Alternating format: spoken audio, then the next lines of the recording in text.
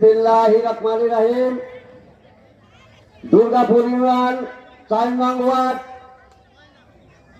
বালিগঞ্জ মধ্যপাড়া উঠান বৈঠক কর্তৃক আয়োজিত আজকের প্রধান অতিথি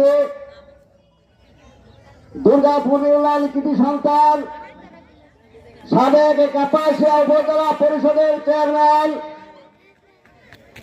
বর্তমান কাপাসিয়া উপজেলার সদস্য সচিব, আমার রাজনীতি করে দুই মুক্তিযোদ্ধা খন্দকার আজিজুর রহমান পেরেরা উপস্থিত আছেন। দুর্গাপুর ইউনিয়নের বিএনপি সভাপতি সুলেমান মোল্লা উপস্থিত আছেন। সাধারণ সম্পাদক মাসুম সরকার উপস্থিত আছেন।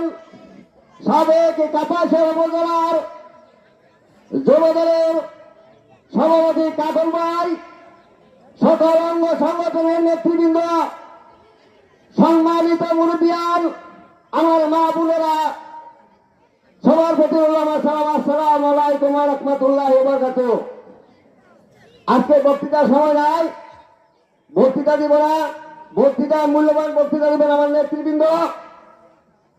যাই হোক, একটি কথা না বলে নাই, কাপাসিয়া উপজেলা জাতীয় সংসদ নির্বাচন 12 ফেব্রুয়ারি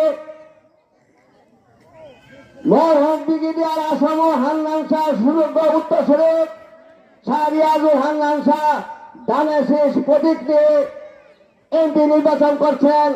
আপনারা সবাই স্বতঃস্ফূর্তভাবে যে ভোট কেন্দ্রে ডানে শেষের মাথায় ভোট দিবেন, এই আহ্বান রেখে আমার সংক্ষিপ্ত বক্তব্য শেষ করলাম। বাংলাদেশ জিন্দাবাদ, রিয়াজ ভাই জিন্দাবাদ, প্যারাদাদা জিন্দাবাদ। আমার দেখা হবে, দেখা হলে কথা হবে।